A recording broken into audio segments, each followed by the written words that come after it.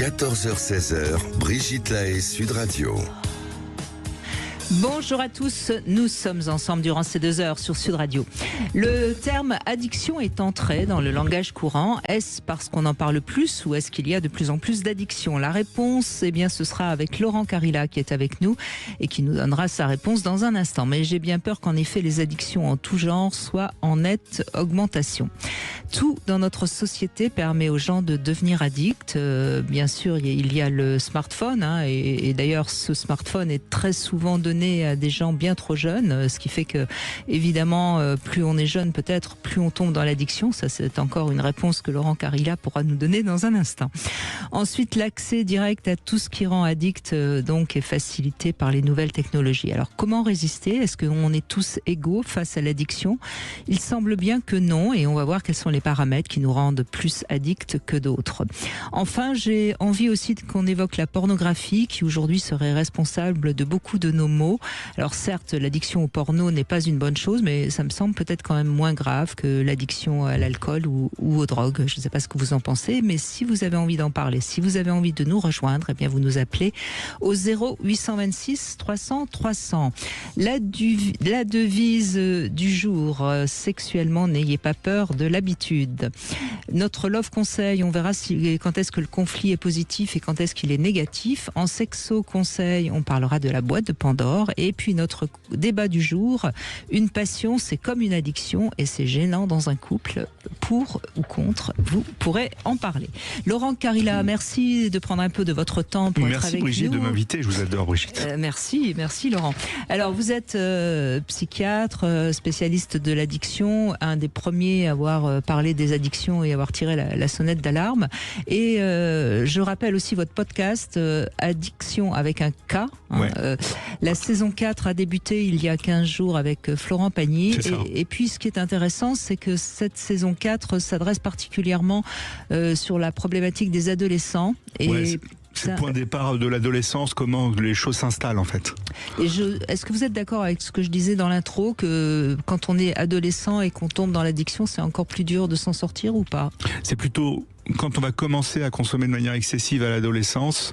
Certaines personnes vulnérables, qui ont des facteurs de risque d'addiction, vont basculer rapidement dans l'addiction et ça va être plus dur, c'est vrai, à soigner, mais on peut le soigner. Oui, mais il faut le soigner. C'est le message que vous nous donnez chaque fois que vous venez. Oui, tout à fait. Sortir seul d'une addiction, c'est pratiquement impossible. C'est rarissime.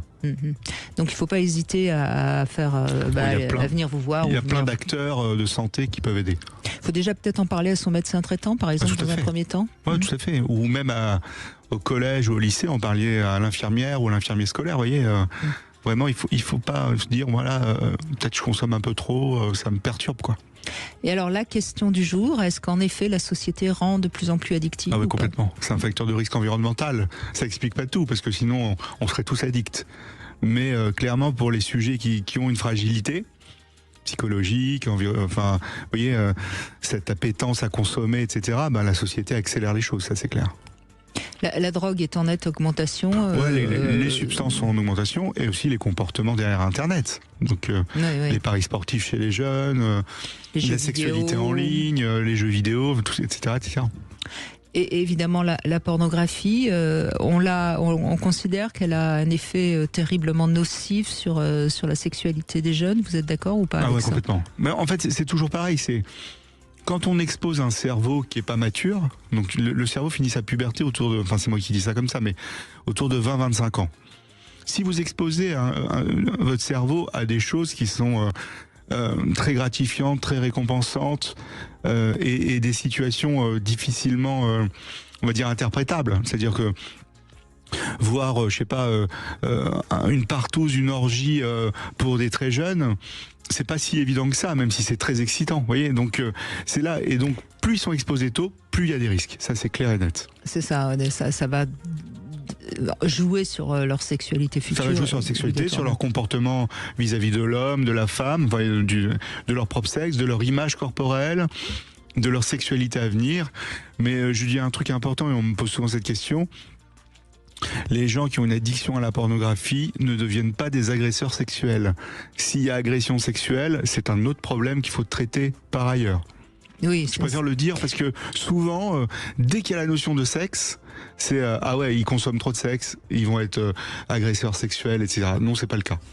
Non, et d'ailleurs, très souvent, malheureusement, les personnes qui sont très addictes à la pornographie sont plutôt des gens qui n'ont plus de sexualité du tout. Tout à fait. Ils ont eu une sexualité masturbatoire, mais Tout à fait. on est bien d'accord.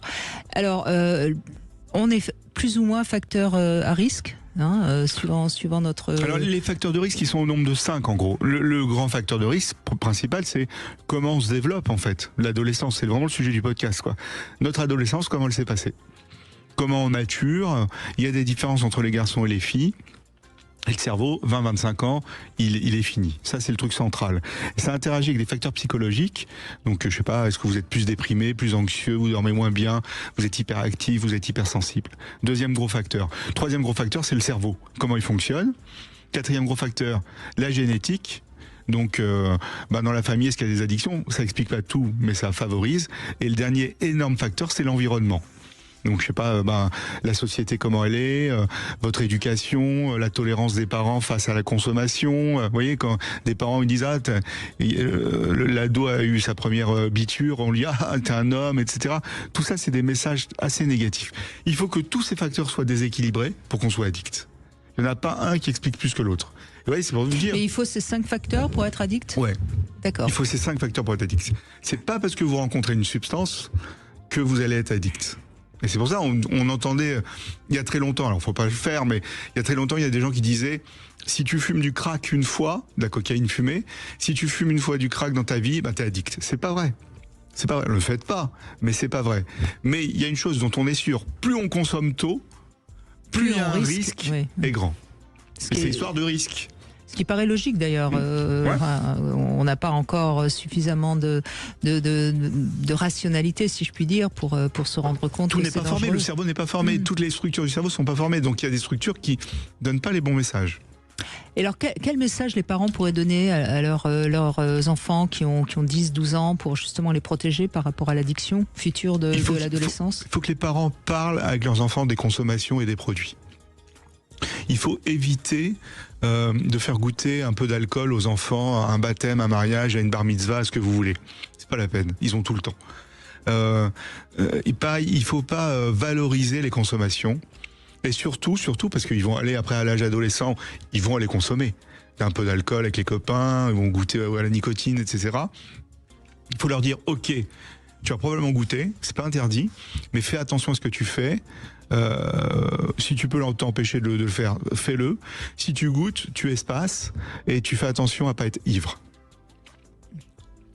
Donc c'est des messages de prévention que tous les parents devraient donner. Truc simple. Oui. Mais on pourrait le faire à l'école aussi. Il faut de l'argent. On est nul en prévention en France. Oui, on est nul. Oui. Il y a des Moi, c'est les établissements qui m'appellent. Il n'y a pas un plan. C'est les établissements qui payent avec leur propre budget ou leur ARS local et pourtant, des campagnes de prévention. C'est une question de santé publique. Mais ils le font pas. L'addiction, on sait que je crois que la cigarette, c'est 70 000 morts par an. C'est 75 000 morts par an. L'alcool, ça doit être à 41 000. peu près... Oui, donc c'est vraiment... Vous imaginez, à tout cumuler. Mais non, mais ils le font pas. Ils le font pas. Il n'y a jamais eu de grand plan de prévention nationale répété, parce que moi je dis encore une fois un truc important, c'est bien d'aller faire des actions dans des écoles, etc. Mais il faut répéter les actions. Parce que la prévention, c'est comme les vaccins en fait. C'est un vaccin, vous vous faites vacciner, il y a une mémoire immunologique, mais à un moment la mémoire elle disparaît. Donc c'est pour ça qu'on fait des rappels vaccinaux. Donc c'est un peu la même chose. Mais de toute façon, moi c'est pareil, tous les jours je rappelle des choses et à force... Mais c'est de la vraie prévention, Brigitte, ça. Et oui. Bon, vous êtes là pour nous aider à ce qu'on comprenne à quel point l'addiction est un poison. C'est un poison pour soi-même, c'est un poison pour la relation amoureuse, c'est un poison pour la famille. Enfin bon, bref, on va essayer. On a l'antidote avec nous, Laurent Carilla. Merci Brigitte, je vous adore. Et vous pouvez nous rejoindre sur positive. Sud Radio 0826 300 300. À tout de suite. Sud Radio. Parlons vrai. 14h-16h, Brigitte Lahaie, Sud Radio. Nous sommes aujourd'hui avec Laurent Carilla, psychiatre spécialiste de l'addiction. Et je vous invite évidemment à aller voir son podcast, la saison 4, Addiction, qui a débuté il y a 15 jours. Et vous pourrez peut-être aussi en savoir plus. Bon, pour l'instant, en tout cas, on va donner la parole à Lisa qui est avec nous. Bonjour Lisa. Bonjour Brigitte, bonjour Laurent. Donc vous avez connu, vous n'êtes pas dans l'addiction, mais vous avez connu en revanche des hommes qui étaient très addictifs. Oui, tout à fait. Et je suis célibataire depuis quelques années. Et la plupart de mes rencontres, en fait, je m'aperçois aujourd'hui que oui, qu'il y a un certain nombre de personnes autour de moi qui sont addictes. Il y a l'alcool, il y a la cocaïne, et il y a le sexe, et il y a les pornos. Et aujourd'hui, j'en suis presque à me dire que finalement, une addiction au porno, c'est moins pire que le reste. Mais je constate quand même beaucoup de souffrance de la part, parce que j'ai une cinquantaine d'années, et quand à 50 ans on est dedans, on s'aperçoit qu'on est dans un schéma, et c'est souvent des sujets qui reviennent dans les conversations avec mes amis ou avec même les hommes que je rencontre. Et effectivement, c'est une souffrance quand même, ça. Aujourd'hui, quand on sait qu'on est dedans et qu'on est dans un schéma et qu'on n'arrive pas à s'en sortir, on souffre, on a honte. Et c'est difficile pour la personne en face, parce que la plupart du temps, c'était des hommes qui étaient très attachants, et je me suis attachée à eux. Mais à un moment donné, il faut partir, parce que ça n'aboutit pas en fait. Alors, partir, pourquoi pas, mais peut-être que d'abord, il faut leur en parler et peut-être les aider à pouvoir sortir de l'addiction, parce que s'ils en souffrent aussi, ils sont peut-être prêts à faire ce qu'il faut comme travail. Oui, mais donc ma question, ce serait vraiment ça. Ce serait vraiment comment aider quelqu'un qui est dans un schéma addictif et qui s'en rend compte, mais qui a peur d'aller consulter, qui a honte d'aller en parler, parce qu'au quotidien, ça crée quand même une relation qui est tronquée, en fait, qui est toujours... Moi, je me questionne sur quelle est la recherche. Quand on est addict au porno, par exemple, j'ai constaté qu'il y avait toujours un besoin de scénariser, d'anticiper l'acte sexuel par des images. En fait, il y avait toujours une recherche, un besoin de créer un scénario, d'être dans quelque chose qui n'était pas naturel, en fait. Oui, ça c'est quelque chose d'intéressant ce que vous dites, Lisa, parce que quand les hommes sont très addicts au porno, ils ont pratiquement besoin, avec une femme, de commencer à regarder des images pornographiques. Et c'est vrai que pour une femme, c'est pas forcément très fun. Oui, et puis au-delà de ça, il y a aussi le niveau, l'érection qui est de moins en moins fiable quand on est dans la relation sexuelle. L'excitation, elle vient de ce qu'on s'imagine et de ce qu'on recherche visuellement, et on perd vraiment de l'attachement, on perd il y a quelque chose qui me manque en fait. Oui, et puis de toute façon, plus les hommes regardent du porno, plus leur excitation a besoin d'images fortes, et la relation amoureuse à deux n'est peut-être pas assez excitante pour eux, bien sûr. Oui, c'est ça. Donc il y a une consommation. On est dans cette recherche de consommation et d'aller à toujours chercher au-delà de la relation quelque chose qui va être plus excitant. Et parfois, on pense que c'est la nouveauté qui va exciter, qui va faire changer le quotidien, mais pas du tout. Le schéma, c'est que ça replonge à chaque fois. Et même si, moi, je suis plus dans des relations libres et assez libérées, même malgré ça. Ça n'empêche pas qu'il y a toujours cette lassitude qui s'installe et qui revient, et on est toujours en recherche d'autre chose en fait. Comment aider ces personnes-là, et parce que moi je m'attache quand même, et que j'ai envie parfois de poursuivre avec ces hommes-là, mais je suis démunie.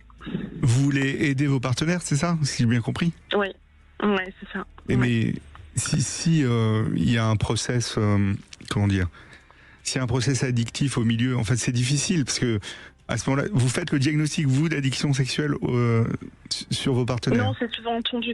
Non, Non. je le constate. Hein, je vois bien, je vois bien quand je reçois des images pornographiques, quand j'ai des demandes qui sont quand même assez particulières, et en plus quand on me dit oui, voilà, moi je suis comme ça, Ouais. et je le sais, je voudrais m'en sortir, mais j'y arrive pas, donc du coup, j'ai laissé tomber, et voilà, je suis comme ça. Ouais. Moi, je vois bien que non, en fait, qu'il y a toujours quand même ce besoin de dépasser ça, mais il y a cette impuissance en fait face à ça. Et du coup, on est impuissant dans la relation tout court parce que Tout à fait. ça bloque beaucoup de choses en fait. Moi, je trouve ça toujours difficile de se positionner en tant que thérapeute, entre guillemets, dans une relation oui, je suis où d'accord. c'est pas fonctionnel. Vous voyez, c'est toujours difficile Oui, je suis d'accord. quand il y a un mélange des genres, et je pense c'est bien d'écouter l'autre, d'être rassurante, etc. Mais je pense que c'est pas fonctionnel à long terme de se dire je vais pouvoir t'aider sur le plan psychologique ou sur le plan addictologique. Là, il faut faire intervenir des tiers. Mais bon, après vous dites s'ils veulent pas aller consulter, c'est autre chose. Mais le seul truc que vous pouvez faire, c'est juste écouter, avoir un dialogue ouvert avec eux. Mais ça ternira forcément. Probablement la relation, sauf si c'est une relation amoureuse très très forte, quoi. Mais si c'est des D'accord. si c'est des partenaires comme ça, c'est très difficile, je trouve. Et poser des limites, parce que ça m'arrive quand même là moi je suis pas dans ce type d'échange et de démarche. Ouais. Du coup, je pose assez facilement des limites et je me rends compte que ça éloigne en fait. Mais quel type de après, il y a limite vous quand posez, même par le exemple? lien. Quel type de... Je ne veux pas recevoir de photos pornographiques, j'ai pas envie. Ouais. Je n'ai pas envie de me prêter au jeu que tu me demandes, de jouer. Je suis pas d'accord pour ça. Je suis d'accord pour ça, mais pas pour ça. Ouais, mais ça, vous avez entièrement raison.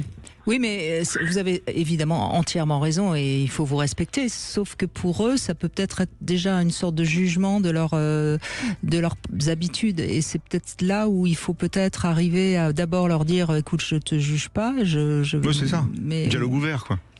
je dis pas que vous les jugez. Hein, je dis juste que ça peut leur donner cette impression-là. Oui, mais je suis d'accord avec vous.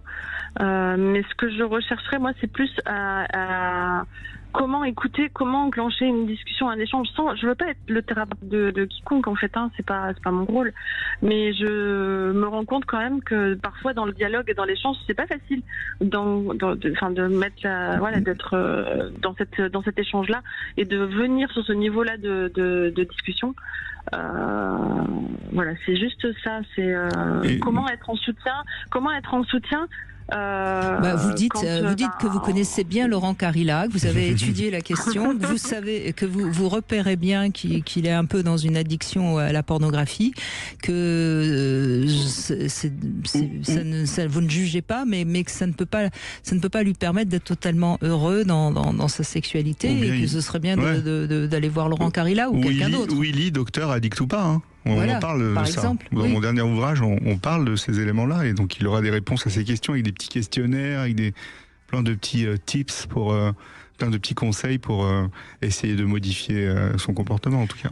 Moi, je dirais presque, Lisa, qu'il faut faire comme on fait avec parfois des comportements un petit peu excessifs, où on remet un peu la loi. Là, vous remettez un petit peu une information. C'est pas vous qui le dites, c'est l'information, c'est Laurent Carilla. Voyez. Et comme ça, vous mettez du tiers entre lui et vous. Vous lui dites, moi, je suis bien avec toi, j'ai envie qu'on continue. Il y a juste ça, et puis vous évoquez le sujet. Et si ça rentre dans son oreille, il ira peut-être voir sur Internet, il ira peut-être se renseigner, et à ce moment-là, ça peut le faire bouger. Sinon, en effet, s'il n'a pas envie de bouger, de toute façon, vous ne pourrez rien faire. C'est toujours le même problème. Merci Lisa, en tout cas. Merci Lisa. Merci beaucoup, et on continue évidemment sur ce sujet avec vous au 0826 300 300. À tout de suite. Vous voulez parler à Brigitte Lahaie? Brigitte Lahaie, Sud Radio, le Love Conseil. Eh bien, Laurent Carilla, on va parler de la boîte de Pandore. Alors, si vous connaissez un peu la mythologie, vous savez de quoi on parle. Hein. Donc, tout à fait. Imaginez, c'est un coffret dans votre chambre, une jolie boîte. Tant qu'à faire, choisissez un très très joli coffre. Et il y en a même qui se ferment à clé, ce qui pourrait rendre le mystère encore plus intéressant. Et dans cette boîte, eh bien, vous allez vous allez mettre des cartes sur lesquelles seront inscrites des idées, des positions, des utilisations d'objets, des massages spéciaux. Bref, chaque partenaire va glisser dans les cartes de ses fantasmes ou de ses désirs. Et pourquoi pas mettre d'ailleurs des cartes de couleurs suivant l'un ou l'autre. Alors je veux pas dire bleu et rose, hein, on n'en est plus là. Bref, mais vous pouvez aussi mettre des cartes d'intensité plus lumineuse ou plus foncée suivant l'intensité de l'idée que vous proposez. Voilà comment vous pouvez à ce moment-là, si un soir vous avez envie de mettre un peu de surprise, vous plongez la main dans le coffret et vous sortez une carte et vous essayez de pratiquer ce qu'il y a sur la carte.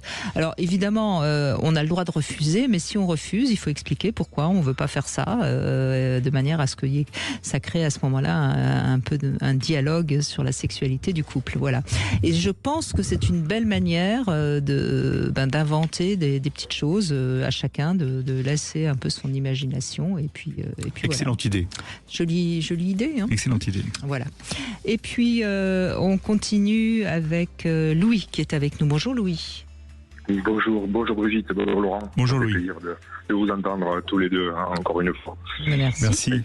Je vous appelle pour témoigner un peu de mon expérience, puisque j'ai vécu quand même des addictions assez lourdes il y a bien longtemps. Aujourd'hui, j'ai 50 ans passés et ça s'est situé dans ma jeunesse. J'ai pu en sortir au bout de beaucoup d'années. Et c'est vrai que j'écoutais Lisa tout à l'heure pour peut-être lui répondre. Il faudrait qu'elle se questionne pourquoi elle est attirée par des gens qui en général sont plutôt dans des addictions, quelles qu'elles soient. Il y a peut-être quelque chose à creuser à cet endroit-là, peut-être qui sont souvent des gens passionnés, parce qu'il faut faire attention souvent entre la différence entre l'addiction et la passion, qui est souvent une frontière vraiment très limite. J'ai eu des addictions à la drogue dure, mais aussi d'autres addictions. J'ai été addictif toute ma vie. Par la suite, j'ai eu des addictions au sport, des sports extrêmes. Je les ai fait extrêmement, des addictions au travail, addiction à l'amour, au sexe. Donc c'est vrai que quand on a une sensibilité à avoir ces addictions, c'est vrai qu'on peut se laisser aller à beaucoup de choses dans la vie qui oui, mais ce que j'entends chez vous, Louis, c'est que vous étiez certes addictif, mais également un peu extrémiste, il me semble. C'est-à-dire vous aviez besoin de sensations très très fortes. Les sports extrêmes, c'est se donner. Et ça, c'est encore autre chose, non, Laurent Carilla ? Ça fait partie de la personnalité, en fait. C'est ça. Le côté psychologique de recherche de sensations et de nouveautés, ça fait partie c'est un des facteurs de risque, en fait. J'imagine bien, oui. J'imagine bien que... Oui. Parce que je suppose que l'addiction, finalement, tant qu'on est dans le plaisir et aussi cette culpabilité, il y a les deux. Alors là, vous dites quelque chose d'essentiel sur laquelle il faut absolument qu'on rebondisse. L'addiction, à un moment donné, on n'est plus dans le plaisir, je crois. C'est vrai. Il n'y a plus de plaisir dans l'addiction. Il y a un déséquilibre complet du plaisir. Si au départ on y va pour avoir du plaisir, à un moment donné, ça nous échappe. Parce qu'on bousille tous les circuits du cerveau. Et en fait, il n'y a plus de régulation de plaisir. En fait, soit ça disjoncte complètement. Soit on n'est pas bien, on va dire je vais consommer pour être mieux, on sera jamais mieux. Soit on va dire je me sens hyper bien, je vais consommer pour être encore mieux, et on sera jamais mieux. Exactement. Et je pense que tant qu'on est dans cette phase de plaisir, de recherche du plaisir, je pense qu'on n'est pas du tout prêt de sortir de cette addiction. Je pense qu'il y a vraiment un processus qui s'enclenche à un moment donné où cette addiction devient plus finalement négative. Plus forte que vous, Plus forte, oui, plus forte. Et là, il y a vraiment une espèce de sauve qui peut, finalement, et qui va déclencher un processus qui est souvent très long pour sortir de cette addiction. Ça a été quoi chez vous le déclenchement qui vous a permis de vous faire soigner, justement ? Le déclenchement, ça a été le temps. Malheureusement, il faut que du temps passe sur les addictions dures. C'est vrai que le temps doit passer par là. C'est souvent un long processus. Et puis ça a été une prise de conscience, une envie de changer de vie, de peut-être se sauver aussi, sauver sa santé, se sentir partir peut-être trop gravement. Peut-être les gens autour de nous. Laurent a été pour beaucoup. Je l'avais dit à une précédente émission. Je l'avais vu à cette époque. Il apparaissait à peine à la télévision. Et c'est vrai que c'était la première fois où je voyais quelqu'un qui avait une approche différente Et oui, qui a une tête d'addict. Comment non, je plaisante, mais c'est vrai Elle aime ma coupe de cheveux, Brigitte. Laurent, c'est vrai, Laurent, vous êtes... Oui, non, mais c'est vrai qu'il a quelque chose de cool, de sympa. Bien sûr, il a un physique qui laisse à penser qu'il ne va pas vous juger et que donc forcément vous pouvez... Exactement. Je crois que j'avais jamais pu l'imaginer dans les parcours médicaux, en fait, qui m'étaient présentés, où j'adhérais pas du tout, où je me sentais pas du tout... mais c'est pas une envie, mais enfin un besoin d'aller vers ça. Et c'est vrai que Laurent a vraiment changé ma vision. Merci. Ça me touche, merci. C'est vrai. Je sais pas. Parce que je pense que c'était au moins il y a 25 ans que vous avez apparu à la télé. Je ne veux pas dire des bêtises, mais ça ne rajeunit pas tout ça. Ça rajeunit personne, hein, c'est vrai. Et j'ai le souvenir d'une émission, je ne sais pas si c'était chez De Chavannes ou je sais pas quoi, je sais pas si ça vous dit quelque chose à vous, mais j'ai vraiment ce souvenir précis. Mais ça a été le déclic, oui. Ouais, alors un déclic. Mais je suis sûr que Laurent a permis à énormément de gens d'avoir ce déclic. En tout cas, j'ai plein de témoignages en ce sens, vous savez, Brigitte, avec les passages à Ça commence aujourd'hui ou sur France 2 ou le podcast, les gens disent je vous ai écouté, je vous ai vu, ça m'a donné un déclic pour aller consulter, etc. Et pour moi, ça c'est une victoire. Hein. Parce que d'aider les gens comme ça, c'est votre mission, oui, bien sûr. De leur dire, ou même ici avec vous, Brigitte, même les gens se disent bon, ok, je vais peut-être aller me faire évaluer, ou peut-être faut que je me fasse soigner, ou je vais donner ce message-là à quelqu'un d'autre. Ça, c'est une vraie victoire en fait. On sert à quelque chose en fait. Non, mais je vous sers avec mon expérience et le cœur. Et je voulais aussi témoigner du fait que aussi on a une société qui part des méthodes de consommation qui nous amènent aux addictions. On sait très bien les firmes qui ont inventé la morphine, le sucre, des addictions généralistes comme ça, avec une volonté d'avoir du commerce derrière, quelque chose de commercial. Aujourd'hui, on vend du numérique, des portables qui sont aussi des addictions dures aujourd'hui, difficiles, qui isolent les gens. Et il y a toujours ce fait d'essayer d'isoler la personne dans l'addiction. Il y a vraiment un isolement qui se crée petit à petit. Et ça, c'est vraiment aussi le côté très néfaste de l'addiction qui vous entraîne. Alors, bien sûr, on est dans une société de consommation, on incite les gens à consommer et on incite les gens à avoir envie de reprendre tout ce qui peut devenir justement addictif. Maintenant, je crois qu'il y a d'autres facteurs aussi. Je pense que les familles qui s'éloignent de plus en plus, une anxiété qui est quand même en nette augmentation. Tout ça fait qu'en effet, si on est un peu fragile, on va plus facilement tomber dans l'addiction. Bien sûr. Tout à fait. Mais peut-être que l'éloignement de ces familles qui se séparent aussi, ces modèles monoparentaux qu'on nous sert aujourd'hui, c'est peut-être aussi quelque chose d'une société qui nous a amené à réfléchir comme ça, pour nous faire consommer plus, puisqu'à un moment donné, comment on fait pour faire consommer plus une entité? On la divise, et on sait très bien qu'elle va consommer plus. Et, ça remonte à loin, tout ça, des années 70, 80, sûrement. Mais c'est vrai qu'il y aurait des questionnements à se poser sur aussi cette c'est-à-dire que je crois, maintenant Laurent Carilla, vous allez me dire si vous êtes d'accord ou pas, je pense que l'individualisme à l'extrême va rendre les gens plus addictifs parce qu'en fait on a besoin de se sentir relié aux autres. En même temps, c'est quand même bien aussi qu'on soit dans une société où on puisse être la personne qu'on a envie d'être. Donc mais ce qui est difficile, c'est de trouver le juste milieu. Bien sûr. Mais justement, trouver ce juste milieu, c'est difficile. Mais si vous avez des pathologies en plus, des maladies psy en plus, l'anxiété, du stress, des charges mentales énormes et tout, une c'est mauvaise difficile. Éducation familiale, une éducation, pas un bon profil familial, etc. Ça peut être plus difficile à s'adapter. Et tout est question de curseur en fait. Ouais, tout à fait. Et Louis, alors aujourd'hui, vous êtes totalement guéri ? Alors, voilà, totalement. Disons que je mets beaucoup de conscience à mes addictions présentes encore qui sont là. Oui, oui, totalement guéri des addictions. Alors bon, non, parce qu'en fait, c'est pas vrai, puisque je fume toujours du cannabis, par exemple. Donc, vous voyez, c'est une addiction. Je prends du tabac, voilà, je fume du tabac, c'est une addiction.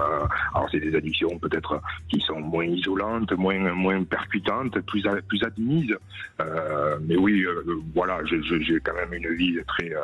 voilà, j'ai beaucoup travaillé aussi à un moment donné.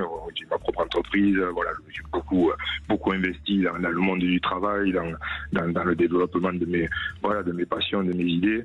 Et donc ça m'a permis aussi beaucoup de voilà. Mais c'est aussi des fuites. C'est ce qui m'a finalement. Moi j'ai un parcours assez particulier parce que j'ai eu des lourdes addictions et en même temps j'ai passé 34 ans avec la même personne. Et finalement ça n'a pas été la drogue qui nous a séparés, ça a été le travail qui nous a séparés. Mais le travail n'est pas une drogue. Oui, tout à fait. Quand il est à l'extrême, quand on se perd dans ce travail, par fuite, par excès, ça devient aussi une addiction qui entraîne des oui, mais Louis, en même temps, vivre 34 ans avec la même personne, c'est déjà un exploit. C'est beau. Il faut pas. Non, mais c'est beau. Je veux dire, peut-être que vous aviez fait le tour de la relation, donc. Bon, en tout cas, votre message est positif et puis c'est bien cet hommage que vous rendez à Laurent Carilla. Je suis complètement d'accord avec vous. Merci Brigitte, je vous adore. Merci Louis. Allez, on fait une petite pause, on retrouve Lucie dans un instant et vous pouvez vous aussi, si vous avez des questions à poser à Laurent Carilla, profitez-en, il n'est pas souvent là. 0826 300 300, à tout de suite. 14h-16h, Brigitte Lahaie, Sud Radio. 14h-16h, Brigitte Lahaie, Sud Radio.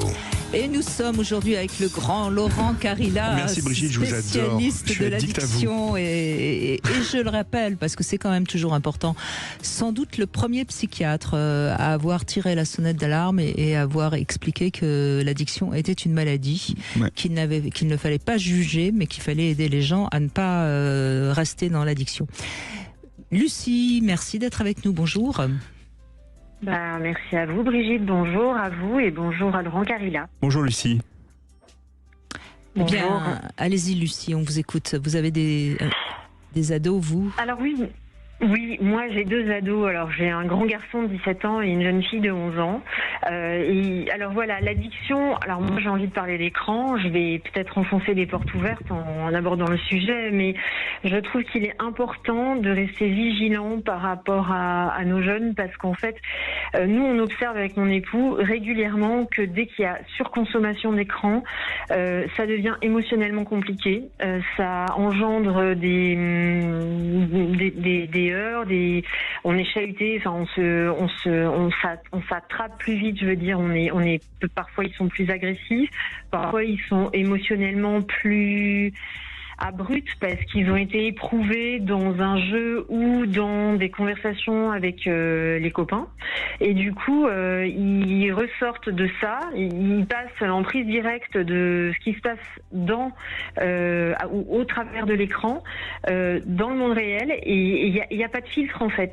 Oui. Et c'est c'est parfois très violent pour nous et très violent pour eux surtout. C'est ça qui me faisait réagir, c'est que cette violence en plus moi je l'ai connue parce que j'ai travaillé aussi dans un monde informatique où on était en permanence. Ça a été mon travail pendant 5 ans. J'ai été là pour accompagner mes collègues à découvrir plein d'outils. Alors des technos qui sont toutes très bien, qui ont toutes, de mon point de vue, un intérêt pour le peu qu'on se donne le temps de les prendre en main. Et je reste convaincue que comme le prône Laurent Carilla, pour aller défaire ou éviter une addiction, on peut, enfin éviter, je ne sais pas si on peut l'éviter, mais en tout cas moins tomber dedans ou diminuer la cage, je sais pas comment il faut dire. Et ben la parole, ça reste une bonne façon de faire. Je sais pas en tout cas c'est la seule que je connaisse moi. Mais oui, vous avez raison Lucie, vous avez raison. Et en fait. Aussi, il faut prendre en compte les âges de nos enfants, parce que 17 ans et 11 ans, c'est pas pareil en termes d'usage d'écran. Faut voir aussi l'antériorité de l'usage d'écran, c'est-à-dire que si les parents laissent un open bar écran dès le petit âge, c'est comme ce que je disais tout à l'heure avec Brigitte, plus vous exposez tôt un cerveau non mature, plus il va adorer ça. Donc forcément, il va avoir un usage problématique. On parle pas d'addiction aux écrans, on parle d'usage problématique des écrans qui peuvent devenir des addictions à l'usage de l'écran, en fait. C'est-à-dire addiction à des jeux vidéo, addiction à des jeux d'argent, de hasard et d'argent, addiction à de la pornographie, etc. Donc c'est vrai que avec ces supports comme des smartphones qui sont devenus des doudous pour tout le monde de 7 à 77 ans, on est dans un système où on a un objet qui est rassurant, en fait. C'est-à-dire que dès qu'il y a quelque chose à contrôler, on va le contrôler. Dès qu'on veut vérifier quelque chose, on va le vérifier. Dès qu'on veut un renseignement, on y va. On est tous. Et maintenant, en fait, l'outil est devenu tel que on met même notre carte de crédit sur le téléphone. Donc, c'est-à-dire, on n'a même plus besoin de portefeuille. Donc, c'est devenu tout pour nous. Mais il faut montrer, comme je dis tout le temps, il faut montrer l'exemple à ses enfants. C'est-à-dire que c'est la base de la base du truc, en fait. C'est-à-dire, on peut dire tout ce qu'on veut. Il y a des addicts aux écrans, etc. Tout ça, c'est n'importe quoi. Il y a des addicts à l'usage de l'écran parce que ils expriment leur vulnérabilité derrière cet écran. Ouais, et nous, on s'est rendu, enfin moi et mon mari avec moi, on s'est rendu compte que effectivement, à l'expérimenter, parce que pour permettre à nos enfants de débugger, alors on est plutôt dans un mode où on consomme de façon, je dirais, raisonnable les écrans, c'est-à-dire qu'il y a une date de début, un moment de début, un moment de fin, et alors pour la jeune de 11 ans, parce que pour le plus grand, c'est un peu plus compliqué, notamment par rapport avec avec les jeux vidéo. Mais pour la petite, c'est plus facile et ça nous paraît encore, c'est plus facile. Disons qu'il y a on a plus de rigidité. On peut encore se permettre d'avoir plus de rigidité parce qu'elle est moins jeune adulte. Et on se rend compte en plus, de par le fait que c'est une fille, que c'est nécessaire. Parce que, je dirais, alors en amont de la pornographie, je pense qu'il peut y avoir, on l'a entendu tout à l'heure, des dames qui peuvent entre guillemets tomber dedans, et c'est pas un reproche quand j'emploie cette expression. Il y a tout le phénomène d'hyper-féminisation des petites filles.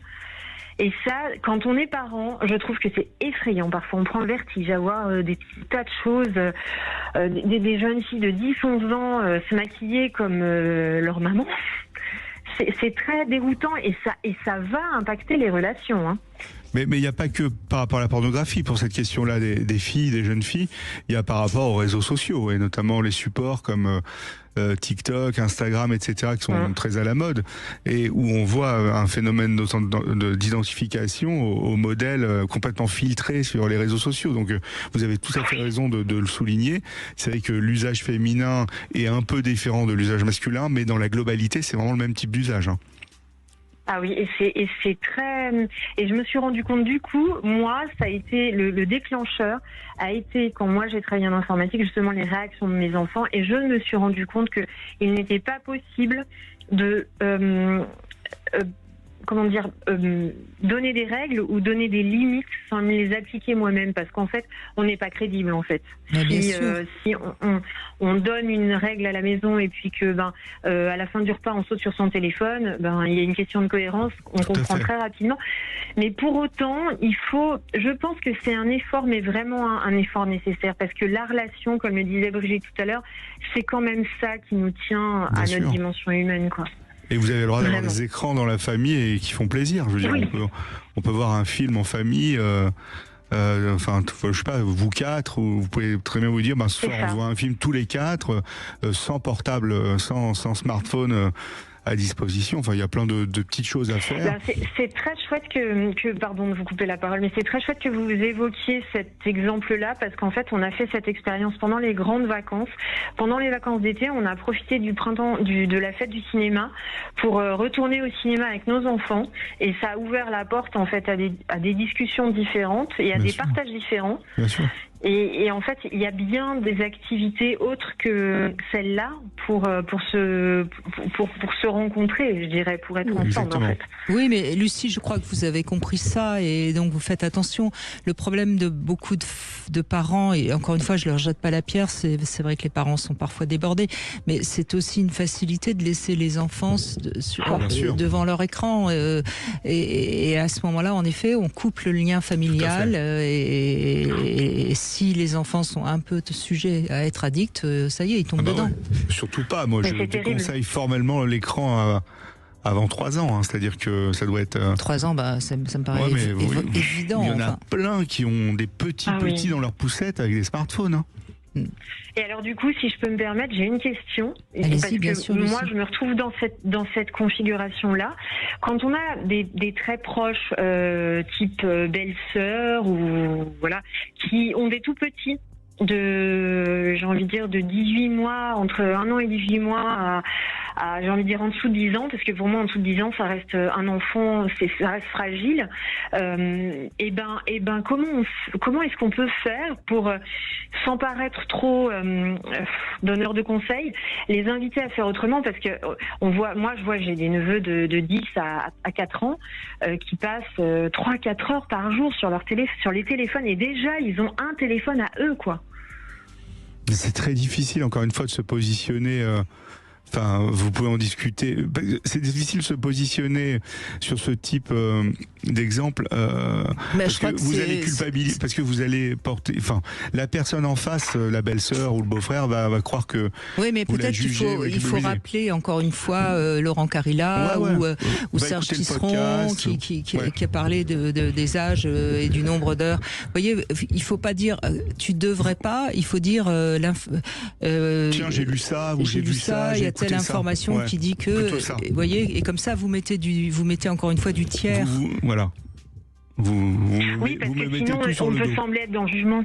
Oui, et puis vous êtes celle qui sait et vous êtes donneuse de leçons, et ça peut créer un drame entre vous, c'est idiot. Et puis même dans les relations avec les enfants, hein, parce que du coup on apparaît la méchante tata, quoi. Ah bah ouais. Non, il faut pas vous positionner sur ça, c'est-à-dire que, à mon avis, c'est discuter avec les adultes en leur disant voilà, j'ai vu ça et tout, tu devrais aller voir, ou tu devrais faire ce questionnaire à tes enfants et vous le faire à vous. Sinon, vous achetez le livre de Laurent Carilla, Tous addicts, et puis vous leur offrez. Voilà. Non, mais je crois que c'est toujours important de mettre du tiers quand on est trop proche, parce que sinon ça peut créer en effet un conflit. C'est idiot, parce que vous n'avez pas envie de vous fâcher non plus avec toute votre famille. Mais vous avez raison, Lucie, c'est ça qui est important, hein, Laurent. Lucie a raison, et donc si elle peut faire passer l'information. Il n'y a pas d'interdiction, il y a de la régulation, donc c'est vraiment le modèle qu'on demande, qu'on préconise, c'est-à-dire réguler au sein des familles, quoi. Et oui, et remettre du lien dans les familles. Exactement. Voilà, merci beaucoup en tout cas Lucie de ce témoignage tellement important actuellement. On va se retrouver après les infos. Vous pouvez vous aussi réagir, quelle que soit votre addiction ou quel que soit votre désir de participer à cette émission, de manière à ce que nous ne soyons pas tous addicts. Voilà. Et puis j'ai la petite devinette du jour, Laurent Carilla. J'adore. Je vais vous donner une phrase et vous allez me dire pourquoi elle est totalement idiote. Enfin, vous me donnerez la réponse après les infos. Cette phrase, c'est « Son slip lui va comme un gant ». Pourquoi cette phrase est totalement idiote? La réponse, c'est tout de suite après les infos. Sud Radio, votre avis fait la différence. J'adore. 14h-16h, Brigitte Lahaie, Sud Radio. Nous allons continuer à parler des addictions avec Laurent Carilla qui est avec nous, psychiatre. Et je rappelle que vous pouvez retrouver Laurent Carilla également sur sa saison 4 qui a débuté il y a 15 jours. Et vous la retrouvez sur toutes les plateformes audio. Il y a même des extraits vidéo. Donc c'est plutôt vers les adolescents. Ouais, c'est la thématique adolescent. Les témoignages, c'est des témoignages d'adultes, mais qui racontent comment ça a débuté pour eux. Avec leur adolescence, comment ça s'est passé sur le plan psy, comment ça s'est passé sur le plan des consommations, la famille, tous ces facteurs de vulnérabilité. Et demain, il y a le nouvel épisode avec Joséphine qui est étonnant. Mais je vous invite donc à aller le voir. Et puis vous avez évidemment le livre de Laurent Carilla, Docteur, addict ou pas, aux éditions HarperCollins. Et là, vous avez toutes les addictions, même celles qu'on ne pensait pas être des addictions. Tous nos comportements, en fait, c'est un livre sur nos comportements. Et il est très très bien. Et vous avez en fait tous les conseils absolument. J'ai tout mis dedans. Il y a plein de questionnaires pour s'évaluer. Il y a plein de conseils. Il y a plein d'explications au départ sur ce que c'est. Et c'est vraiment, vous prenez tous vos comportements un par un, tous nos comportements un par un de vie, comment ils peuvent basculer. Et vous cochez les cases et vous Exactement. saurez si vous êtes addict ou pas à tout, la cigarette, l'alcool, etc. Alors, pourquoi cette phrase, elle est totalement idiote? Son slip lui va comme un gant. Je sais pas, je dirais que dans un gant il y a 5 entrées et dans un slip qu'une seule, quoi. J'ai jamais vu un homme avec 5 pénis, moi. Ça, pourtant j'en ai vu. Hein. Et puis on va méditer cette devise du jour. Sexuellement, n'ayez pas peur des habitudes. On entend très souvent, trop souvent peut-être, qu'il faut pas faire toujours la même chose, etc. Et on entend dire que l'habitude est un tue l'amour. Alors c'est vrai que la surprise va apporter une excitation certaine, mais c'est pourtant souvent le partenaire habituel qui sera le plus apte à nous apporter le plus de plaisir.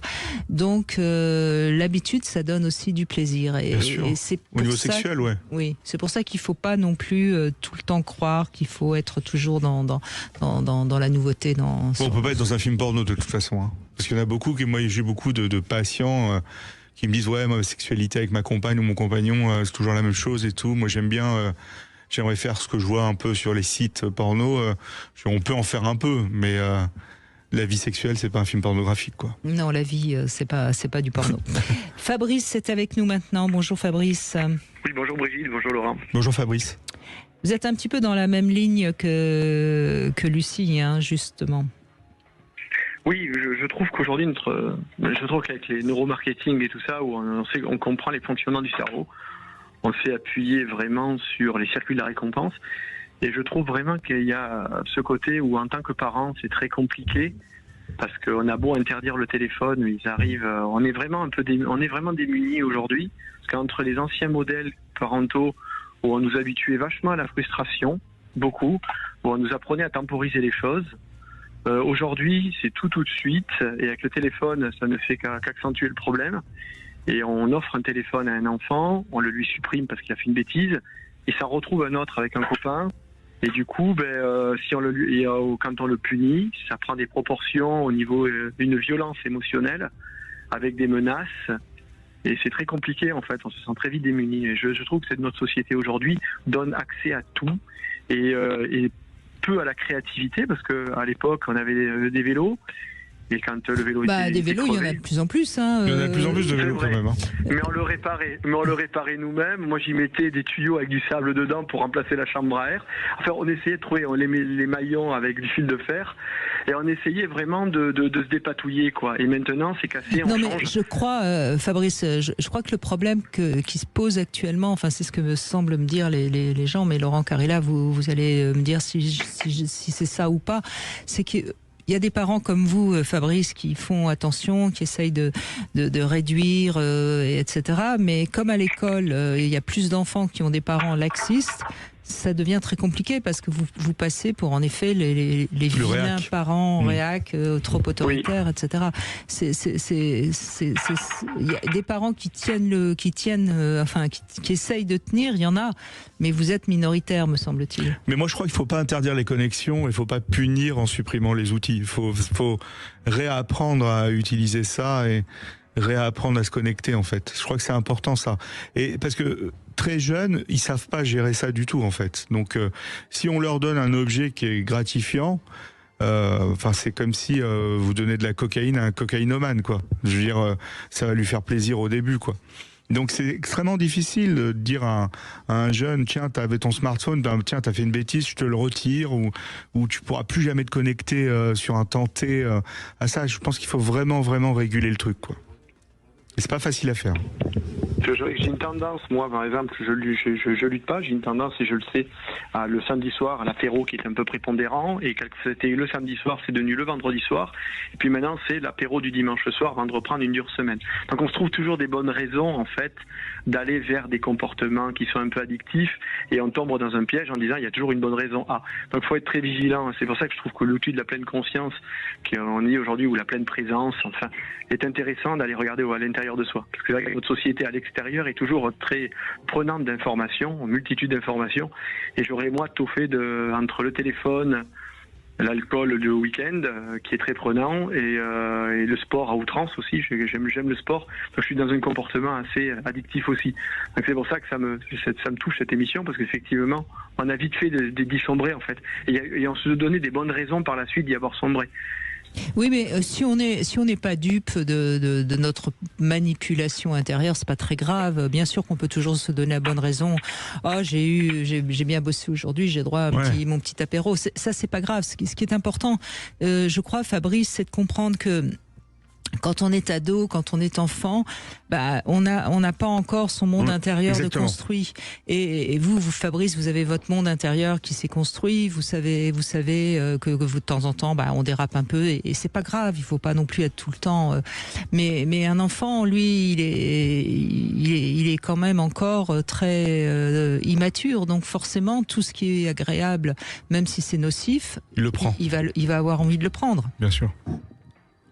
Donc c'est vraiment le modèle de départ, c'est-à-dire vraiment dire ok, on va faire comme ça, nous on va servir de modèle et on va instaurer des petites règles souples dès le départ, quoi. Et après au fur et à mesure, en fait les ados vont s'adapter. Moi je vous prends l'exemple d'un de mes fils, quand il a révisé son brevet, il s'est déconnecté de TikTok pendant tout le temps des révisions. Donc parce que on en parle tout le temps. Moi je les ai toujours laissés se connecter, faire leurs trucs et tout ça en leur donnant des messages, mais il a de lui-même, il dit mais j'arrive pas à me concentrer parce que TikTok c'est très addictogène et il a déconnecté TikTok et là il s'est remis sur TikTok qu'il consulte de temps en temps, quoi.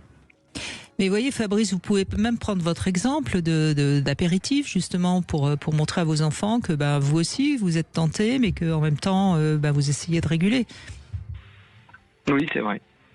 Ils aiment bien les enfants quand on montre que nous aussi on a tendance parfois un petit peu à déraper, mais que ce qui est important c'est, et puis si vous avez des bonnes relations avec vos enfants, à un moment donné vous arriverez à leur expliquer de manière positive. Ok. Très bien. Faites-vous confiance. Ouais. Faites-vous confiance, faites-leur confiance, parlez. Et puis, comme on l'a dit tout à l'heure avec Lucie, faites aussi avec eux du sport ou je ne sais quoi. Ouais, d'autres choses sans écran. Mais ça exclut pas le temps écran. Ok. Oui, ne pas exclure le temps d'écran, ça c'est mon erreur. Ok, très bien. Ouais. Oui, parce que ça semble être punitif, alors que les autres ont le droit. C'est pas fonctionnel. C'est injuste. Et quand l'enfant a l'impression que c'est injuste, il est en révolte vis-à-vis de ses parents, il est en colère et ça crée des choses qui vont plutôt aller vers une tendance à l'addiction. Donc c'est pas bon. Très bien, mais merci à vous alors. Merci beaucoup. Fabrice, merci. Merci. Je parle sous Laurent. Mais vous êtes parfaite, Brigitte, vous êtes parfaite. Allez, on fait une petite pause, on continue avec vous bien sûr et vos témoignages au 0826 300 300. À tout de suite. Sud Radio. Parlons vrai. 14h-16h, Brigitte Lahaie, Sud Radio. Et nous continuons à évoquer les addictions avec Laurent Carilla, qui est avec nous, psychiatre, spécialiste de l'addiction. Et je crois que Julien, vous aimeriez avoir justement les conseils de Laurent Carilla. Bonjour Julien. Oui, bonjour Brigitte, bonjour Monsieur Carilla. Tout d'abord très honoré. Tout d'abord très honoré de pouvoir intervenir dans votre émission. Mais l'émission de Brigitte, c'est la meilleure. Non, merci, oui, merci Laurent. C'est clair, j'avoue. Alors moi je me permettais de vous appeler, en fait j'ai 1000 points sur quelque chose là ces derniers temps. C'est que je consomme d'après moi, surtout en soirée, avant d'aller me coucher, beaucoup de téléphones. Et notamment beaucoup de sites pornographiques avant de m'endormir et ça me préoccupe un peu et puis j'aimerais savoir si on peut considérer ça comme une addiction ou pas et à partir de quand on peut considérer ça comme une addiction, quoi. Voilà. L'idée de plusieurs choses, c'est considérer comme une addiction. Il y a ce moyen simple qui s'appelle les 5 C. Pendant un an, si on a ces 5 C pendant un an, et après je vous explique les C, on est dans l'addiction. Le premier C, c'est je perds contrôle de mon comportement. Est-ce que c'est le cas depuis un an? Oui ou non? Le deuxième C, c'est un usage compulsif. Je peux pas m'empêcher de le faire. Oui ou non? Le troisième C, c'est ce qu'on appelle le craving, c'est un mot anglais qui veut dire l'envie irrépressible de se connecter, oui ou non. Le quatrième C, c'est quotidien, chronique, oui ou non. Et le dernier C, c'est est-ce qu'il y a des conséquences sur ma vie physique, psychologique et environnementale, sociale. C'est-à-dire est-ce que à cause de ce comportement-là, par exemple, j'arrive en retard au travail, je rends pas un travail, je vais pas au travail, je néglige mon couple, etc., etc. Physique, eh ben c'est je sais pas. Je suis fatigué parce que je reste. Ouais, je suis fatigué. J'ai mal au ventre, comme un ulcère de stress, etc. Et psychique, c'est je suis anxieux, je suis triste, j'ai des troubles du sommeil, j'arrive pas à gérer cette hyperactivité, etc. Donc s'il y a ces 5 C pendant 12 mois, c'est très schématique. Eh ben, on est dans un processus addictif. Après, il y a le temps passé sur cette connexion, parce qu'il y a des gens qui se connectent tous les soirs sur leur smartphone, sur des sites porno en streaming, pour se masturber, et ça dure le temps de la masturbation. Ça dure, je sais pas, ça peut durer 15-30 minutes, quoi. Et ça devient plutôt de l'ordre du rituel. Mais si ça devient, vous dites, j'arrive plus à m'abstenir de faire ça, j'arrive même plus à faire de pause, j'ai pas de vie à côté, là, eh ben, il faut aller explorer pourquoi, en fait. Non, on va pas jusque là, mais bon, c'est quand même de l'ordre du rituel, quoi. Et le problème, c'est que vu que c'est aussi sur des sites de cam en ligne, etc., bah, c'est que c'est payant, donc ça me coûte un peu d'argent, quoi. Ouais. Voilà, c'est ça. Surtout aussi qui me fait m'inquiéter, quoi. Ouais, mais ce qu'il faut se dire, c'est est-ce que je sais pas si vous êtes en couple ou pas, mais est-ce non, que pas du tout. Voilà, est-ce que ce rituel, c'est pas ma vie sexuelle finalement momentanée? Et après, il y a l'histoire de vous trouver un support gratifiant qui est aller sur des cams et payer ce support. Parce que vous pourriez très bien aller sur ces cams et ne pas payer ce support. Et le business de la cam, c'est que une fois qu'on vous accroche, eh ben on vous lâche plus, quoi. Donc faut payer quoi. Les tokens, ça y va, quoi. Donc c'est ça, c'est tous ces éléments-là. En fait, vous mettez en compétition votre circuit de récompense basique, animal. C'est-à-dire que ça me fait plaisir d'être sur ça, je vois pas le temps passer, c'est chronophage, et peut-être ça peut avoir un peu des conséquences sur se réveiller le lendemain matin, etc. Donc ça se module. Si c'est que ça se module et ça se régule. Ouais, mais je pense que ça, en fait, c'est plus en fait du fait que je sois célibataire et que j'ai une vie sexuelle qui soit. Mais vous pouvez avoir cette vie sexuelle virtuelle là, mais vous pouvez aussi la moduler. Le risque, en fait, Julien, c'est pour l'instant, je crois pas que vous soyez réellement tombé dedans, mais le risque, c'est que vous finissiez par tomber dedans. Ouais, c'est ça. Et comme vous le dites, bon, ok, pour l'instant, je suis célibataire, donc très bien, c'est un passe-temps qui pallie justement votre célibat.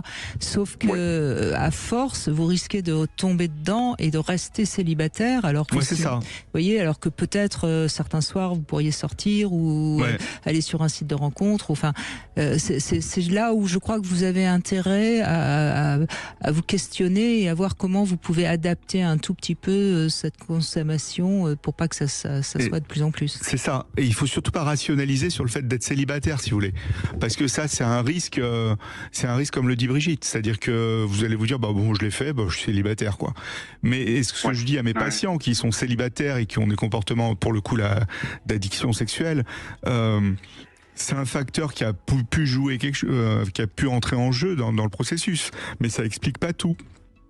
Et si vous vous sentez en insécurité de pas pouvoir, je sais pas, vous masturber ou aller voir une fille ou un homme sur une cam, je sais pas, ou un trans sur une cam, c'est à un moment se dire ok, ce soir j'y vais, ça va me faire plaisir. Demain soir j'y vais pas, je vais faire autre chose, quoi. Il faut pas que ça soit le rituel du sommeil, quoi. Parce que justement, vous allez habituer votre cerveau à ces éléments-là. Et c'est-à-dire que ça va augmenter vos troubles du sommeil, les aggraver, générer un peu d'anxiété. Vous voyez, après, c'est un cercle vicieux. Donc il faut réguler ce comportement. Ça génère pas vraiment d'anxiété, mais c'est surtout, je pense que ça a un impact sur le sommeil d'une. Et puis de deux, c'est que je trouve que ça commence à être un peu à être un rituel, quoi. Donc c'est vrai que là on est, je pense, à la frontière de l'addiction, quoi, d'après moi. Mais surtout que c'est pas un rituel gratifiant, me semble-t-il. Parce qu'en fait, le rituel, pourquoi pas ? Il y a des personnes qui par exemple, adorent de prendre une douche avant d'aller se coucher. Bon, Non, mais on peut se masturber avant de se coucher. Oui, non, mais ça, on est bien d'accord. Mais il faut pas que ça soit chronophage, en fait. Mais vous voyez, ça vous faire perdre de temps. Moi, je le dis aux patients. Et aux patientes aussi. C'est-à-dire que, ok, ça peut être ritualisé ce comportement, mais il faut vous dire. Positivement, quoi. Ouais, c'est ça. Il ne faut pas que ça vous fasse perdre de temps, que ça ampute votre sommeil, etc. Ou que vous sentiez pas bien après l'avoir fait aussi. Exactement. Vous voyez, Julien, parce que c'est ça aussi qui est important quand on se masturbe et que après on se sent zen, bien, et que ça donne envie d'aller se coucher. Bon, c'est un rituel positif. Si après, justement, c'est pas du tout le cas, quoi. Ouais, voilà, c'est ce que j'entends. Ça me met pas mal à l'aise ou rien, quoi. Mais c'est juste que. Mais si après vous vous dites, oh quelle connerie, j'ai encore dépensé du fric pour rien, ou enfin. Plus ça, voilà. Ça veut dire que c'est pas un rituel positif. Et il faut des soirs vous dire ok, peut-être je vais pas sur une cam, je vais voir un extrait de film porno, ou ok, ce soir je fais même pas de porno, pas de cam, je vais voir un épisode d'une série, vous voyez, ou un autre soir je vais lire un livre papier ou un magazine, vous voyez, ou un autre soir vous allez dire je vais faire de la relaxation tout seul avec un programme. Et un soir vous écoutez le podcast de Laurent Carilla. Un soir vous écoutez mon podcast. Voilà, merci Brigitte pour la promo. Ah, mais de toute façon, je vous écoute pratiquement tous les jours en podcast. Donc, merci. Merci beaucoup. C'est régulier. Mais c'est surtout pas que ça devienne, que ça verse que ça tombe dans l'extrême, quoi. C'est ça que j'ai. Et puis peut-être, Julien, vous posez la question, est-ce que vous avez envie de rester célibataire ou pas ? Et si vous n'avez pas envie, si vous n'avez pas envie, voir comment vous pourriez aussi dans votre vie mettre en place des choses qui vont vous aider à rencontrer quelqu'un. Ouais, c'est ce que j'essaye de faire, mais malheureusement, c'est le gros problème à mon avis, c'est la grosse clé à tout ça. C'est un peu timide, vous avez du mal à parce que c'est peut-être ça aussi qui vous souffrez peut-être d'être un petit peu célibataire et puis c'est ça. Oui. C'est exactement ça. Je pense bien. C'est que et j'ai pas de contact câlin physique, etc. Je pallie avec ça, quoi, d'après moi. Oui, j'entends bien. Donc là, il y a quand même une souffrance qui vous emmène vers quelque chose qui pourrait devenir addictif, en fait. Donc, questionnez-vous sur cette souffrance ou allez en parler à quelqu'un. Même, vous pouvez faire, tout à fait, vous avez raison, Brigitte, et même vous pouvez faire un petit exercice, moi j'appelle ça l'agenda des envies. C'est vous notez tous les jours ce qui a déclenché cette envie de vous connecter, combien de temps qu'est-ce que vous avez fait, comment vous vous sentiez, combien de temps vous y avez passé, et vous verrez, vous allez avoir une géographie sur le mois, par exemple, de voilà ce que j'ai fait tout le mois, comment je l'ai fait, et vous allez pouvoir réguler un peu votre comportement. Mais faites ce petit agenda, vous verrez, c'est un premier exercice, et comme dit Brigitte, moi je pense qu'il faut toujours aller explorer le fond du truc, façon de parler bien évidemment, et en parler à une psychologue clinicienne ou un psychologue clinicien, j'insiste sur le mot clinicien ou clinicienne, parce que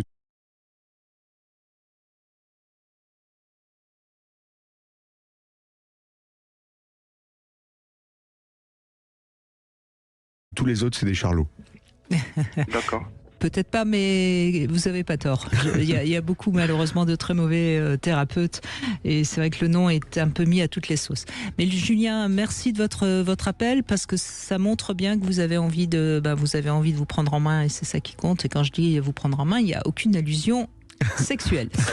On fait une petite pause. Je me suis trompée tout à l'heure, j'ai parlé du sexo conseil, donc là ça va être le love conseil, on inverse aujourd'hui, c'est moi qui ai fait l'erreur. Je vous perturbe, Brigitte. C'est ça, absolument. 14h-16h, Brigitte Lahaie. Brigitte Lahaie, Sud Radio, le sexe au conseil.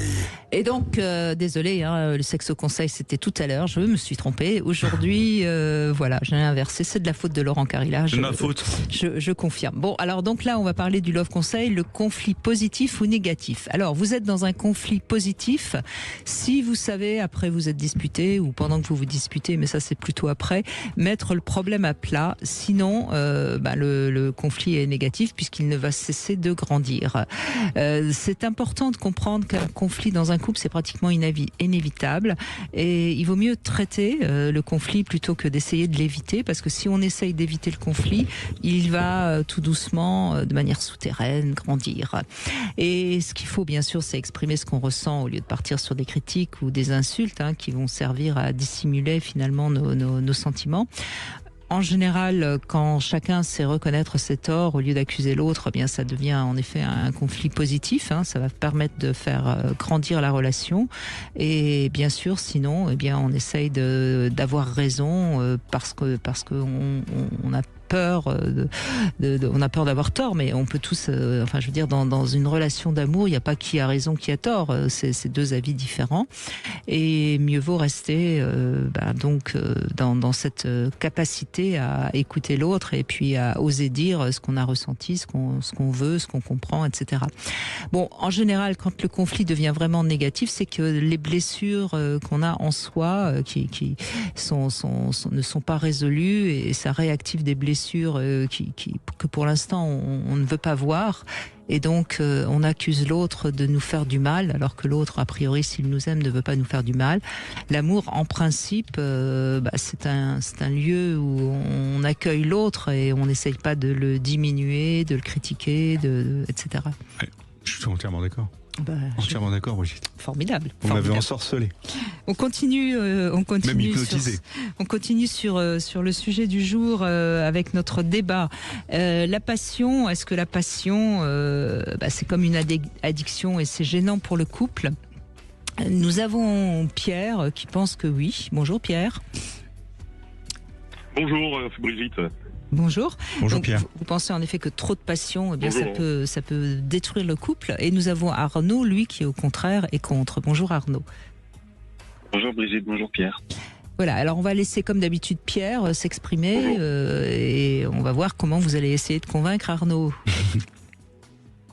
Allez-y Pierre. En fait, oui, rebonjour. Donc ce qui s'est passé, c'est que j'avais retrouvé la femme que j'aimais. Suite à ce qu'elle avait appris, elle apprenait en même temps qu'elle était victime du cancer du sein. Et le problème, c'est que c'est devenu la peur de la perdre. Je pouvais pas passer une minute sans elle, parce que je me disais toujours est-ce que la minute d'après elle sera encore là? Et c'était devenu une addiction, parce que j'avais vraiment très peur de la perdre. Je l'étouffais tellement qu'elle m'a quitté. Et puis ça a duré pendant 10 mois où on est restés séparés. Et là maintenant on s'est retrouvés. Moi j'ai fait de la sophro pour me calmer, pour me détacher de tout ça et pour pouvoir aussi la comprendre aussi. Mais c'était quelque chose c'était une addiction, voilà. La passion amoureuse est une addiction. On verra ce qu'en pense Laurent. Arnaud, qu'est-ce que vous avez envie de dire? Moi j'ai envie de dire que l'addiction dépend en fait de quelle définition on y met derrière. Je dirais que à partir du moment où il y a un excès, donc du coup il y a un trop, et à partir du moment où l'addiction devient une nuisance. Et je pense que là, oui, ça peut être dangereux entre guillemets. Pour moi, être par exemple, je sais pas, sex addict, à partir du moment où il y a un respect mutuel et que c'est ok pour les deux, pour moi, il n'y a pas d'excès, en fait. Je pense que la nuance vient de comment on perçoit et à quelle, dépendance on y a accès. Je sais pas si c'est clair.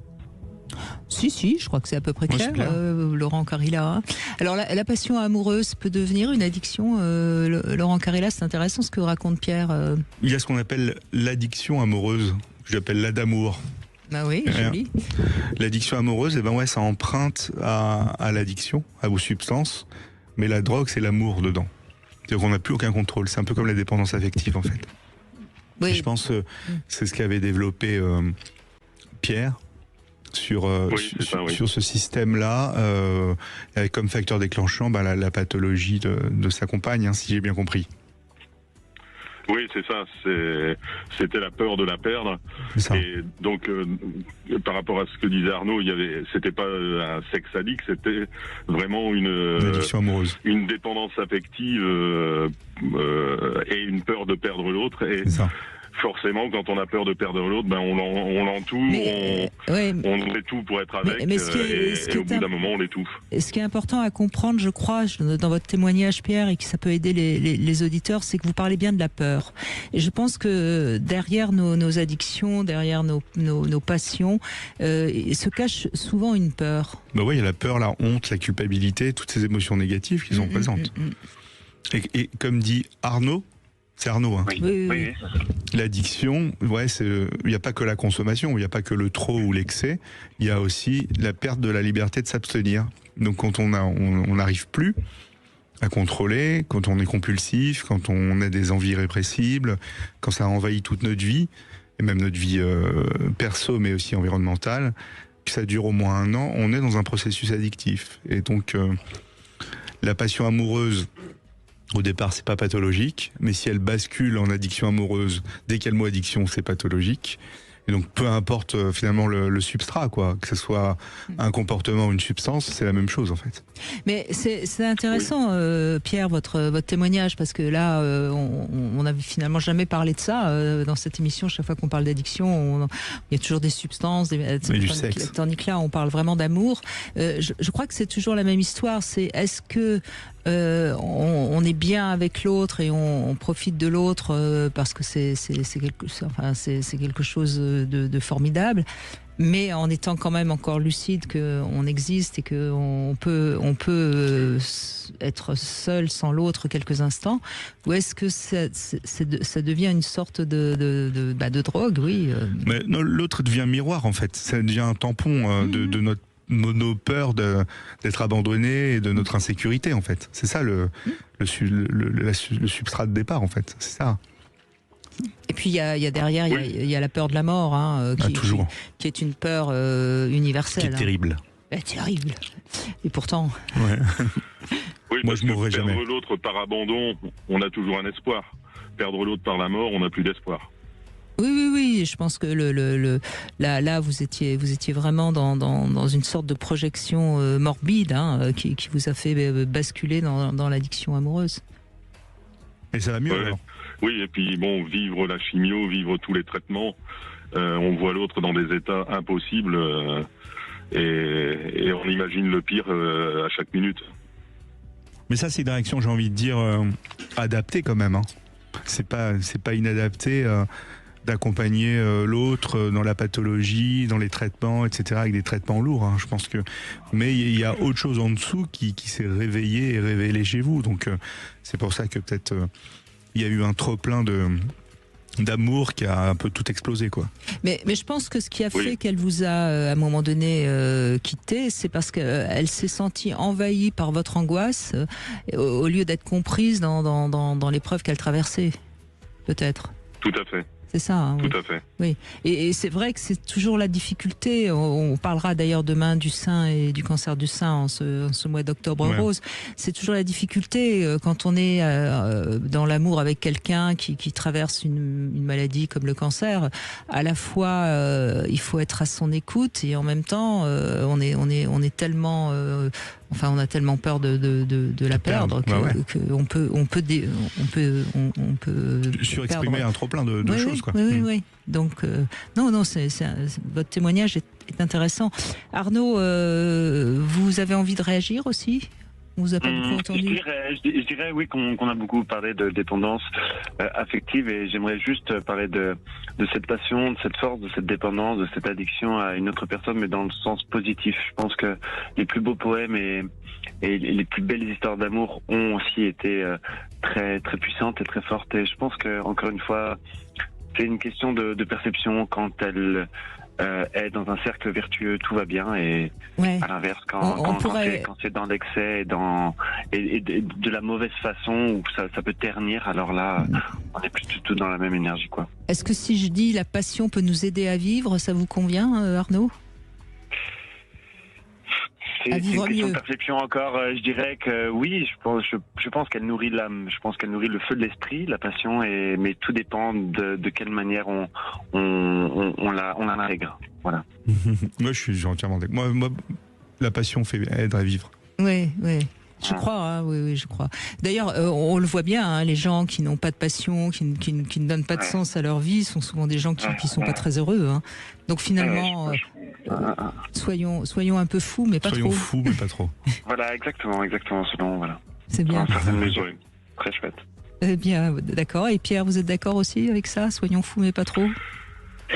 Tout à fait, oui. Il faut rester dans les bonnes mesures. Il faut pas aller dans la démesure et dans le trop, dans le trop plein.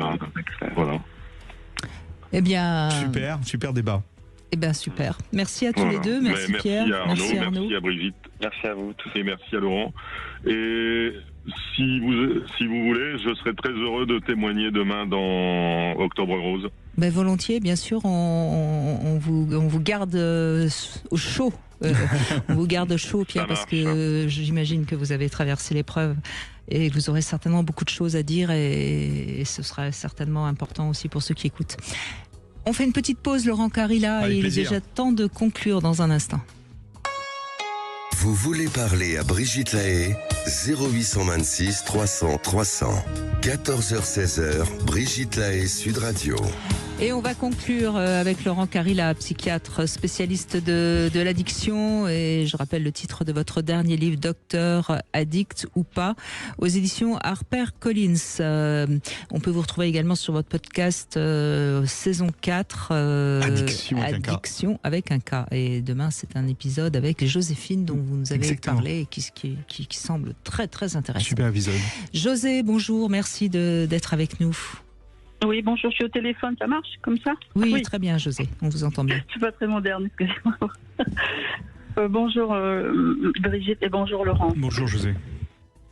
Donc vous avez vécu avec un homme qui était addict au sexe, hein, c'est ça? Oui, addict au sexe depuis sa jeunesse, avec une addiction à l'alcool que je n'avais pas aperçue. Et il m'a conduite sur un chemin entre guillemets, de liberté sexuelle, que si dans un couple il y avait la liberté sexuelle, tout irait bien, le couple ne s'essoufflerait pas, on pourrait s'épanouir, etc. Moi j'ai suivi, donc nous avons eu une vie, comment dirais-je, pas dans les rangs à l'époque, hein, c'était en 64, 70, 72, 73, donc c'était pas dans les rangs, mais moi je pensais que c'était très bien parce que justement nous étions modernes. Mais vous voulez dire qu'il vous a emmené dans les clubs libertins, les choses comme ça? Oui, nous avons fait, il m'a conduit dans un club libertin et puis moi je lui disais, mais tu sais, j'ai pas besoin de ça, je pleurais, je disais, mais tu sais, je t'aime, toi, et j'étais très très amoureuse de lui. Mais je ne savais pas comment. Voilà. Refuser, oui, vous vous sentiez obligé vous étiez sous son emprise en quelque sorte. Oui, parce que si tu fais pas ça, si t'es pas libre avec moi, si tu fais pas ça pendant qu'on fait l'amour, c'est-à-dire comment ça s'appelle, parler, enfin je sais pas comment ça s'appelle maintenant, le dialogue, etc. Moi, je serais pas libre avec toi et je pourrais pas rester avec toi. Et donc c'était pour moi l'amour que je chérissais dans ma vie, et voilà, j'ai tout, voilà. Et donc après, nous avons eu, au bout de quelques années, 4 ans, j'ai attendu un bébé, et je ne me doutais pas trop de rien, mais bon, je sais qu'il était violent aussi, enfin, je me souviens qu'il était violent, il me frappait même enceinte, il m'avait frappé une fois. Je disais, je sais pas comment ça se finira, mes parents n'étaient au courant de rien. Et un jour, on a eu le bébé. Il s'est pas du tout intéressé à cet enfant. Il disparaissait le matin en disant je vais boire le café chez ma mère. Il restait à midi pour déjeuner. Il me repartait jusqu'au soir, des fois la nuit, il partait en boîte de nuit, il me laissait absolument seule. Et un jour, alors que le bébé était couché, il me dit est-ce que tu fais un acte sexuel sur lui? Et là, ce jour-là, c'est comme si le monde était écroulé sous mes pieds. Je me suis dit, bon, là, je vais demander le divorce parce que jusque-là, j'ai tout accepté, mais là, c'est pas possible. Et je veux dire que ça m'a quand même touchée, ça m'a frappée et ça m'a fait peur. Je me suis séparée de lui, j'ai divorcé. Il a fait son chemin, j'ai fait le mien. Moi, je suis partie dans la drogue et l'addiction parce que tout ça m'avait pas animé dans un bon sens, je peux dire. Oui, vous aviez certainement un peu honte inconsciemment de ce que vous aviez traversé, qui était finalement des obligations. C'était pas votre désir, c'était son désir. Mais comme beaucoup de femmes qui sont jeunes, elles sont dans le désir de l'autre par amour et elles peuvent être emmenées sur des pentes qui sont pas les siennes. Mais là, vous étiez avec un homme pervers. Hein. On n'est pas, c'est pas un homme addict, c'est un autre problème. Oui. C'est la paraphilie. Oui. En fait, ça m'a détruite, voilà, et j'ai perdu la garde de mon premier fils, etc. J'ai perdu beaucoup de choses, et puis à la suite, je suis tombée très très malade, gravement. En psychiatrie, et bon, j'ai fait un chemin de conversion ou reconversion, disons. Je suis revenue à la foi chrétienne. Ça m'a aidée puisque à l'heure actuelle, je n'ai plus de traitement, je suis bien stabilisée, je suis heureuse. Mais j'avais lu dans le livre de Tobie, excusez-moi de parler de ces choses. Non, je vous en prie, José, votre témoignage est bien, parce qu'on voit bien que vous êtes tombée dans l'addiction après un parcours où on vous a détruite. Et c'est fréquent, malheureusement. Oui, alors justement, j'ai cherché. Un jour, je lisais dans l'Ancien Testament le livre de Tobie où il voit Tobie part avec un personnage qui va le guider sur un chemin, et c'est un archange et qui va guérir une femme qui, à chaque fois qu'elle se marie, la nuit de noces, son mari meurt, et l'archange va s'arranger à délivrer cette femme d'un esprit qu'on appelle Asmodée, qui est appelé Asmodée, qui est quelqu'un de maléfique. Voilà, on peut dire ça. Et l'autre jour, quand j'ai entendu parler du monsieur qui est Amazon, je juge pas au niveau de juger pour condamner. J'entends les choses. Ce monsieur a dit, le mari de cette femme dit, mais je n'étais pas comme ça au départ. Je n'étais pas comme ça. Je le suis devenue. Et je perçois là une addiction qui est plus forte que nous. Elle est plus forte que nous. Elle nous guide alors que c'était pas nous, mais ça devient nous-mêmes. On peut faire des choses, être amené comme mon mari qui était en prise avec des choses très difficiles, parce qu'ensuite il a perdu sa seconde femme, elle a divorcé, il s'est retrouvé en maison de retraite. Et j'allais le voir parce que c'était quand même mon mari. Et oui, à la fin, je comprends bien sûr votre témoignage, José, et vous dites des choses qui sont intéressantes, d'autant qu'on est avec Laurent qui est psychiatre. Après, encore une fois, c'est vrai que moi j'ai tendance à le dire, l'enfant normalement n'est pas mauvais, mais c'est ce qui va traverser, qui va faire qu'il peut devenir mauvais. Oui. Et vous avez vécu une période terrible avec cet homme qui vous a forcé à faire sexuellement des choses que vous n'aviez certainement aucunement envie de faire, mais que vous avez fait par amour ou par vulnérabilité, sans doute, parce que bon, et ça vous a détruite. Vous êtes tombé dans l'addiction. En fait, on voit Laurent Carilla que encore une fois, oui, il faudrait aider les enfants à être dans des familles qui leur apprennent à se respecter. C'est important, si José, on lui avait appris à se respecter quand elle était plus jeune, elle n'aurait pas pu aller si loin. Ce que je trouve intéressant dans son témoignage, c'est que quand son enfant est en danger, qu'elle réagit. Ça montre bien qu'elle a quand même un bon fond. Bien sûr. Et j'en doute pas une seconde, José. Mais encore une fois, apprenons aux enfants à se respecter. Et ça, c'est hyper important. C'est pas les parents peuvent le faire, bien sûr, mais quand on a des mauvais parents, il faudrait que la société soit là aussi. Ouais, ça c'est plus difficile, mais c'est bon, vous avez tout à fait raison. Ouais. Le style éducationnel, c'est un truc majeur. Hein. On le sait bien. Hein. Tu as l'accompagnement des parents, la présence des parents. C'est vraiment. Alors c'est vrai qu'il y a parents qui peuvent pas, qui arrivent pas et tout, mais c'est vrai que ça joue dans le développement des enfants et des ados, ça c'est clair et net. C'est pour ça que quand on est à l'état de maladie addictive ou de maladie psychiatrique, il faut aller rechercher les racines et aller traiter les racines, parce que sinon elles persistent en permanence. Oui. Oui, José, je vous en prie, vous êtes toujours à l'antenne, allez-y. Oui, alors, bon... Moi, je parle de l'expérience que j'ai eue de ça, de ce glissement vers ces choses-là. Et j'entends quand ce pauvre homme, voilà, il dit j'ai fait ces choses-là avec son épouse, mais je pouvais pas faire autrement parce qu'il est aux prises, quoi, avec des esprits plus forts. Oui, mais José, j'entends que vous faites une projection de ce que vous avez traversé et sur cet homme, mais je peux pas. D'abord, c'est une projection. Je sais pas si c'est une projection. C'est pour dire que. Oui, mais j'entends ce que vous dites. Excusez-moi si le mot projection vous dérange. Mais ce que je l'entends bien. Mais là, d'abord, le jugement pour l'instant n'est pas prononcé. Moi, je suis pas spécialement. Je trouve que cette affaire aurait été jugée en huis clos. Ça serait peut-être mieux pour tout le monde. Mais on peut pas. Enfin, je veux dire, on peut pas dire ce pauvre homme.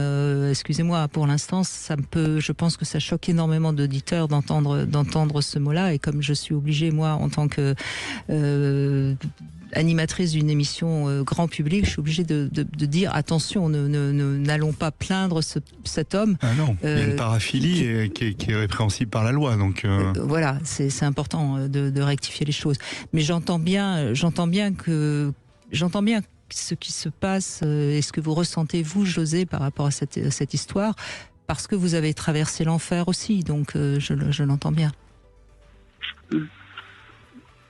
Voilà, c'est bien d'avoir un psychiatre et des fois c'est bien aussi d'avoir un prêtre. Voilà, ce sont deux. C'est deux choses différentes. Oui, c'est deux mais choses qui peuvent être complémentaires. La spiritualité peut aider, mais quand il y a un trouble psychiatrique sous-jacent ou un trouble addictif sous-jacent, il faut être aidé par des professionnels de la question. Exactement. Voilà. On a le prêtre et puis le psychiatre qui est l'exorciste. C'est ça. Oui, c'est ça que je veux dire. Voilà. Il ne faut pas éliminer l'un ni l'autre. On a besoin des deux. Nous avons besoin des deux, oui. Oui, mais José, la spiritualité est une puissance forte et je pense que dans un monde où on manque un peu de spiritualité, il y a beaucoup de gens qui vont pas bien. Bien sûr, la spiritualité, c'est de l'amour, hein, tout simplement. C'est de l'amour au sens large du terme. Et moi, je crois que quand on est capable d'aimer, que quoi que ce soit d'ailleurs, hein, au sens large du terme, on est déjà un peu sauvé. Tout à fait. Et j'entends que vous aviez envie justement de donner une parole d'amour à cette personne dont je ne dirai pas le nom. Voilà. Oui. Oui. Voilà. Oui. Merci José de votre témoignage. Merci beaucoup. On se comprend très bien. Merci José. Laurent Carilla. Oui, Brigitte. Oui. Je vais vous quitter là. Non, je veux rester avec vous. Non, on peut se retrouver après l'émission. Hein, on va prendre le thé. Non, mais je crois qu'on a eu des témoignages variés et importants. Génial. Quel message comme ça vous avez envie de transmettre à tous ceux qui peut-être sont un peu trop dans l'addiction ou risquent Alors le message, c'est ceux qui consomment de manière excessive, il y a des moyens pour s'auto-réguler. Il faut s'évaluer et on peut s'auto-évaluer. Il y a des questionnaires disponibles qui peuvent aider à dire bah voilà, t'en es là, voilà ce qu'il faut faire à peu près. Et si on n'arrive pas à gérer seul, il faut se faire aider. Ça, je le dis depuis toujours, et se faire aider par des professionnels. Ceux qui sont dans l'addiction, ils sont malades. Et donc, comme tous les malades, il faut avoir un suivi médical, un suivi psychologique et un suivi d'environnement, un suivi social s'il faut, etc. Mais vraiment, voilà, il y a deux choses. Il y a l'excès et l'addiction. L'excès, il faut aller vers la régulation. L'addiction, il faut se faire soigner pour justement réapprendre à avoir du plaisir et à se réguler. Et donc, on peut savoir si on est d'un côté ou de l'autre, si on est dans l'addiction grâce à des tests, même dans votre livre, il y a des tests pour tout, addict ou pas, etc. Et on peut aussi, si on a un partenaire qu'on a l'impression qu'il est addict, faire le test à sa place, à peu près. Ou bien lui faire le test avec lui. Oui. Mais en tout cas, on a des premières amorces. On a des outils. Des outils qui nous permettent de dire, t'en es là, ou toi, moi j'en suis là, voilà ce que je vais faire. Très bien. Et c'est sur ces paroles positives qu'on va conclure cette émission sur l'addiction. Merci beaucoup Laurent Carilla.